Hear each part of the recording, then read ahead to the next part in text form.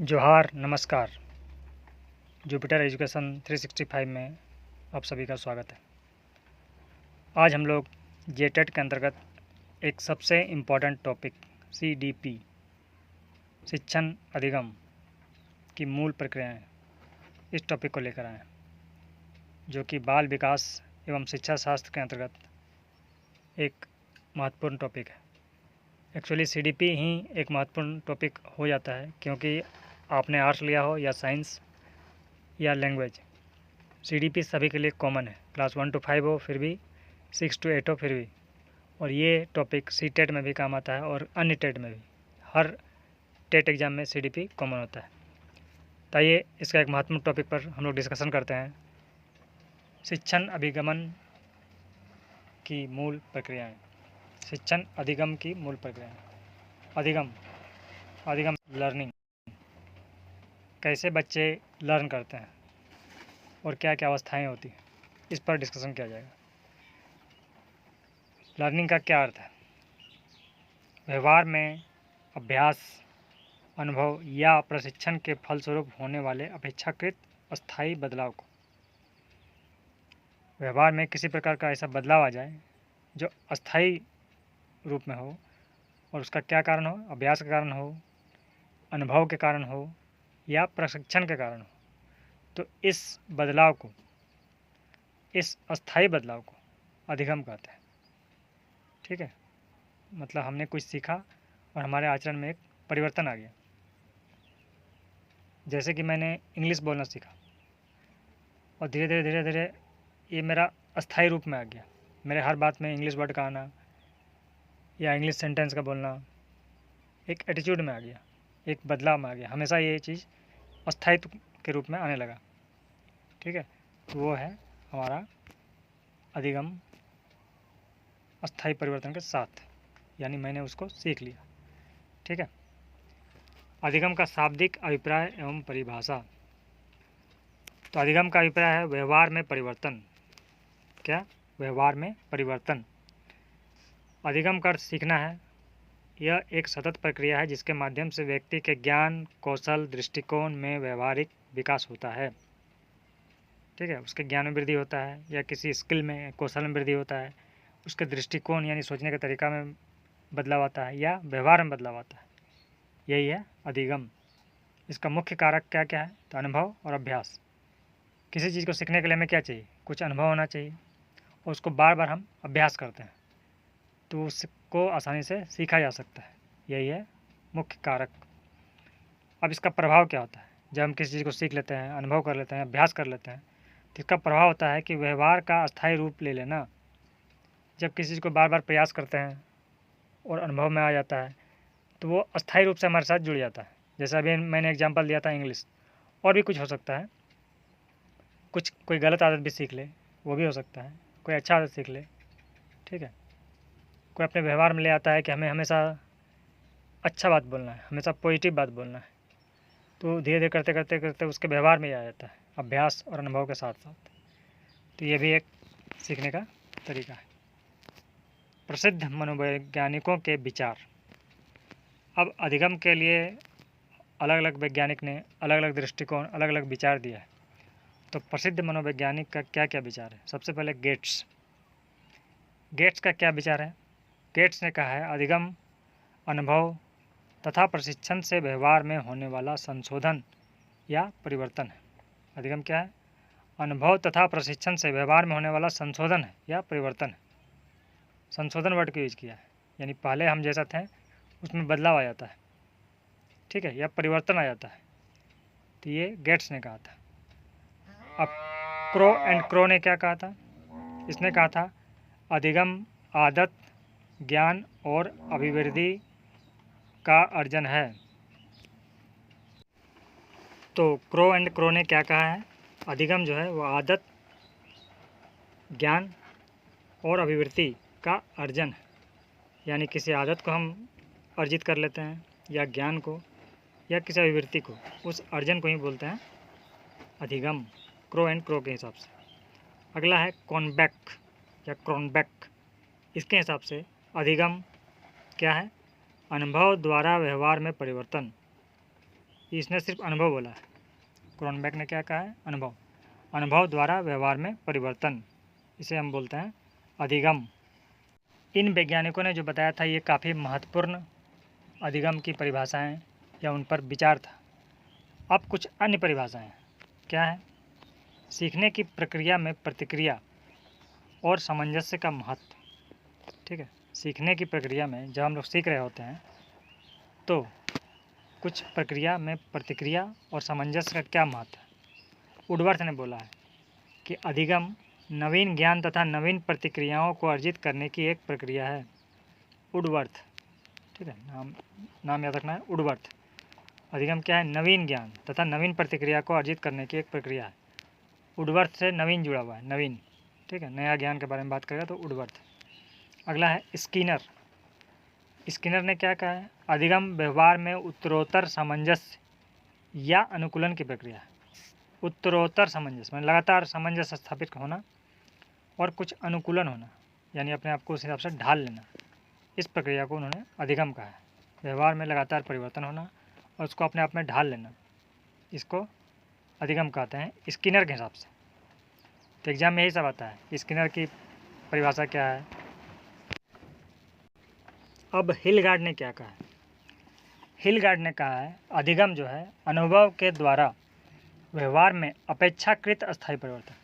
यहाँ पर फोकस करना है क्या वर्ड? अपेक्षाकृत अस्थायी परिवर्तन। अस्थायी परिवर्तन है लेकिन ये अपेक्षाकृत है, यानी पहले की अपेक्षा थोड़ा कुछ बदलाव आ जाना। ये किसने कहा है? तो हिलगार्ड ने कहा है। इस तरह से हम लोग ने वैज्ञानिकों के बारे में विचार जाना और अन्य प्रमुख वैज्ञानिक जिसने इसके बारे में कुछ कहा है वो भी देखा। अब अधिगम के 8 प्रमुख सोपान। एक शिक्षार्थी के सीखने की यात्रा में आने वाले आवश्यक चरण और परिस्थितियाँ। माने जब एक स्टूडेंट सीख रहा होता है तो क्या क्या चरण आते हैं और क्या क्या परिस्थितियाँ आती, उसके अनुसार 8 चरण में या 8 सोपान में इसको बांटा गया है। ठीक है, सबसे पहला है आवश्यकता, नीड। सीखने की दिशा में सबसे पहला कदम है आवश्यकता महसूस होना। जैसे जेटेट पास करके सरकारी नौकरी पाने की इच्छा। अगर आपकी इच्छा है जेटेट पास करके सरकारी नौकरी लेना है तब आप पढ़ाई करेंगे, तो सीखने का तब इच्छा आएगा। तो सबसे पहला है कि एक नीड होना चाहिए, कोई आवश्यकता होनी चाहिए। मुझे क्रिकेट में अच्छा खिलाड़ी बनना है, ये मेरी आवश्यकता है, मैं बनना चाहता हूँ। तो इसके लिए आप क्रिकेट खेलना सीखेंगे, जाके प्रशिक्षण लेंगे, सीखने की इच्छा होगी तो सबसे पहले आपको एक नीड होना चाहिए, क्यों। उसके बाद एक लक्ष्य होगा, ठीक है, एक लक्ष्य होना चाहिए। सीखने का स्पष्ट उद्देश्य निर्धारित करना, जैसे परीक्षा पाठ्यक्रम को पूरा करना, परीक्षा को उत्तीर्ण करना, ये सब लक्ष्य। एक क्रिकेटर का लक्ष्य है कि सेंचुरी मारेंगे, है ना, रणजी में खेलेंगे, फिर वनडे में खेलेंगे, ये सब उसका लक्ष्य है। अगला है तत्परता। ठीक है, आप तैयार हैं, आपको नीड भी है, आप तैयारी भी कर रहे हैं, आपका एक लक्ष्य भी है। फिर तत्परता माने आपको एक्टिव रहना है, रेडीनेस, शारीरिक एवं मानसिक रूप से सीखने के लिए तैयार व ऊर्जावान होना, समय निकालना। तत्परता मतलब आप स्कूल जा रहे हैं, पढ़ाई कर रहे हैं और क्रिकेट भी सीखना चाह रहे हैं, तो उससे समय कैसे निकालना है? पढ़ाई से भी समय निकालना है। या आप जेटेट की तैयारी कर रहे हैं तो घर में अन्य भी काम है, स्कूल भी जा रहे हैं, तो कॉलेज भी जा रहे हैं, तो किस टाइप से वहाँ से तैयारी के लिए समय निकालना है, ये तत्परता है। ठीक है, अगला है सिचुएशन, अधिगम की स्थिति। एक अनुकूल शैक्षणिक वातावरण या मंच मिलना। ठीक है, हम सोच लिए तैयारी करना है, एग्ज़ाम देना है, पास करना है, उसके लिए हम तैयार भी हैं, लेकिन एक माहौल तो चाहिए कि उस माहौल में आएंगे तब जाके हम उस स्थिति में अपने आप को ज्ञानवान बना पाएंगे, शिक्षित कर पाएंगे, सीख पाएंगे। तो एक अनुकूलन जो है, शैक्षणिक वातावरण या मंच मिलना, यही है अधिगम की स्थिति, सिचुएशन। जैसे जुपिटर एजुकेशन 365 की कक्षा आप इसको करते हैं तो आपको लगता है कि हाँ पढ़ाई कर सकते हैं, मुझे समझ में आ रहा है, तो एक माहौल पैदा होता है। या किसी अन्य क्लास को करना, किसी शिक्षक से पढ़ाई करना, एक माहौल पैदा करता है। ठीक है, अगला है अनुक्रिया मतलब रेस्पॉन्स। सीखने के वातावरण में प्रतिक्रिया देना, जैसे अभ्यास प्रश्न हल करना, नोट्स बनाना। सीखने का वातावरण मिल गया आपको, अब आप वहाँ जवाब भी दे रहे हैं, सवाल भी कर रहे हैं, कोई पूछ रहा है, आपस में डिस्कशन कर रहे हैं, ये है अनुक्रिया, रिस्पॉन्स देना। या चुपचाप बैठे हुए हैं भौथर स्टूडेंट के जैसा, कोई जवाब देना नहीं है, कुछ समझा रहा है तो समझना नहीं है, तो उससे क्या होगा कि अधिगम में ये रुकावट हो जाएगा। इसीलिए रिस्पॉन्स आवश्यक है। ठीक है, जैसे अभी आप पढ़ाई कर रहे हैं, कमेंट करेंगे अच्छा लगा, और क्या पढ़ना है, क्या तैयारी करना है, क्योंकि फ्री क्लासेस हो रहे हैं तो उसमें आपको उसका कैसे फ़ायदा उठाना है, कौन सा क्लास आपको चाहिए, कौन सा टफ़ टॉपिक है जो समझ में नहीं आ रहा है उसको दोबारा समझाया जाए, या इसमें भी पढ़ाया गया उसमें भी कोई दिक्कत है, ये रिस्पॉन्स है, प्रक्रिया है, अनुक्रिया है। ठीक है, और आगे है समायोजन, एडजस्टमेंट। नए ज्ञान या कौशल को अपनी पहले की परिस्थितियों और व्यवहार में ढालना। ठीक है, पहले समय पढ़ने का आदत नहीं, हम 1 घंटा ही पढ़ाई करता है, और अभी हमें लक्ष्य रख रहा है कि जेटेड पास करना है और असिस्टेंट टीचर हमको निकालना है और आगे भी पीईटी टीचर निकालना है। तो जेटेड अगर पास करना है और मेरा पढ़ने का आदत 1 घंटा है और हमको जॉब लेना ही लेना है इतने कंपटीशन के माहौल में, तो ऐसे नहीं चलेगा। आपको अपने आप में एक एडजस्टमेंट करना पड़ेगा, पहले के ज्ञान से, पहले के हैबिट में एक नया एडजस्टमेंट। ठीक है, पहले जो आपने जो सीखा था उसमें एक नया एडजस्टमेंट करना पड़ेगा। आपने सीडीपी कभी नहीं पढ़ा आज तक, क्योंकि स्कूल का कोर्स में होता ही नहीं है। तो अभी आप इसको सीखेंगे, समझेंगे, एक नया रूप में इसको ग्रहण करेंगे, तो वही वह समायोजन करना। अगला है व्यवहार में परिवर्तन। सफलतापूर्वक ज्ञानार्जन करके आत्मविश्वास में वृद्धि और नए कौशल का स्वतः प्रकटीकरण होना। जब आपको ज्ञान हो जाएगा, आप पढ़ लेंगे, समझ में आने लगेगा, तो आपके ज्ञान में ये अपने आप वृद्धि हो जाएगा और ये दिखने लगेगा। कुछ कौशल अपने आप, टेक्निक आने लगेगा, कुछ ज्ञान में वृद्धि हो जाएगा, वो दिखने लगेगा व्यवहार में। तो इससे क्या हुआ, आपके व्यवहार में एक परिवर्तन आ गया। ठीक है, तो यही है व्यवहार में परिवर्तन। और 8वां है स्थायीकरण, स्टेबलाइजेशन। जब आपने सीख लिया, ज्ञान हो गया, प्रैक्टिस में भी आ गया, तो सीखे गए व्यवहार का मस्तिष्क में स्थायी रूप से स्थापित हो जाना, सहजता से उपयोग कर पाना। आपके दिमाग में वो चीज़ बैठ गया है। ठीक है, कि रोज़ 2 घंटा पढ़ाई करना है, उस पढ़ाई समय मुझे ये ज्ञान हुआ। अब उस ज्ञान को लगातार, जैसे हम साइकिल चलाना सीखते हैं या बाइक चलाना सीखते हैं, तो वो जो शुरुआत में सीखते हैं तो उसमें हम ध्यान रखते हैं कि कब ब्रेक लगाना है, कब क्लच दबाना है, लेकिन धीरे धीरे जब प्रैक्टिस में आ जाता है तो अनकॉन्शियस माइंड में जाके वो सेव हो जाता है। वो अपने आप एक व्यवहार में परिवर्तन आ जाता है कि कब ब्रेक लगाना है, क्या करना है, अपने आप होता चला जाता है। ठीक है, बार बार याद करने की आवश्यकता नहीं होती। तो यही होता है, लास्ट में अस्थायीकरण हो जाता है। ठीक, रॉबर्ट एम गाग्ने के अधिगम सोपानकी, उसकी सोपानकी क्या है, मतलब लेवल्स क्या है, उन्होंने भी 8 स्तर दिया है। किसने, रॉबर्ट एम गाग्ने ने। ठीक है, उनके हिसाब से पहला है सरल से जटिल का क्रमबद्ध सिद्धांत। रॉबर्ट एम गाग्ने के अनुसार अधिगम एक क्रमबद्ध श्रृंखला है, इसमें कुल 8 स्तर होते हैं, अपने से ऊपर वाले स्तर का आधार बनता है। पहला स्तर सबसे सरल है और 8वां स्तर सर्वाधिक जटिल है। ठीक है, स्तर वाइज एक एक स्टेप वाइज हम लोग आगे बढ़ते हैं, जिसमें से पहला सबसे आसान है या आधार स्तर है, और 8वां सबसे जटिल स्तर है। किसके अनुसार, गाग्ने के अनुसार। तो देखिए इसका पहला, दूसरा, तीसरा, चौथा स्तर पहले देखते हैं, जो कि आसान स्तर है। तो पहला स्तर संकेत अधिगम। संकेत अधिगम के अंतर्गत हम देखते हैं संकेतों के प्रति अनैच्छिक प्रतिक्रिया। ठीक है, ये पावलोव पर आधारित है। पावलोव कौन है, एक साइंटिस्ट है जिसने इस अधिगम को दिया है, इस सिद्धांत को दिया है। संकेत अधिगम, जैसे लाल बत्ती पर गाड़ी का रुकना। ठीक है, स्कूल घंटी पर बच्चों का दौड़ना, ये क्या संकेत, एक संकेत दिया गया है। जैसे ही घंटी बजी, बच्चे जान गए कि छुट्टी हो गया, सब दौड़ गए।